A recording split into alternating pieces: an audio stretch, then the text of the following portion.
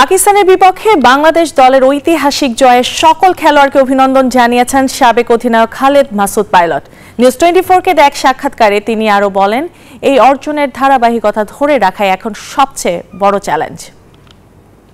অসম্ভব একটা সুন্দর জয় এই যে সিরিজ। আমি বলবো যে প্রত্যেকটা খেলোয়াড়কে, ম্যানেজমেন্টকে, প্রত্যেককে আমি অভিনন্দন জানাই যে এরকম একটা এত বড় একটা অ্যাচিভমেন্ট। আমার মনে হয় যে বাংলাদেশের জন্য সবচেয়ে বড় একটা অ্যাচিভমেন্ট। মিরাজ লিটন যে পার্টনারশিপটা করেছে, লিটন তো অসাধারণ ব্যাটিং করেছে, আমরা দেখেছি অনেক বড় সেঞ্চুরি, এবং সাথে মিরাজের যে পার্টনারশিপ পুরা 165-এর একটা পার্টনারশিপ, এবং খুব বড় ইনিংসে খেলা হচ্ছিল না কিন্তু।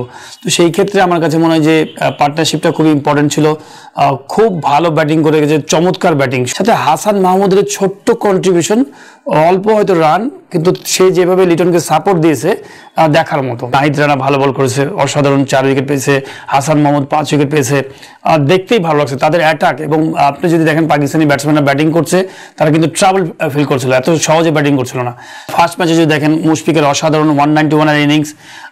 তো সব কিছু মিলে আমার কাছে মনে হয় যে ওখানে কিন্তু আবার মেহেদি মিরাজের একটা ব্যাটিং আছে, সাদমানের ওপেনিংয়ে যে একটা ব্যাটিং, আমি বলবো যে স্টার্টিংটা যে এত সুন্দর, 90+ রান, এবং বোলিংয়ে স্পিনে সাকিবের উইকেট এবং মেহেদি মিরাজের উইকেট। তো সব কিছু মিলে আমার কাছে মনে হয় যে পুরো সিরিজটাতেই একটা অলরাউন্ড পারফরমেন্স, টিমটা অসাধারণ পারফর্ম করেছে।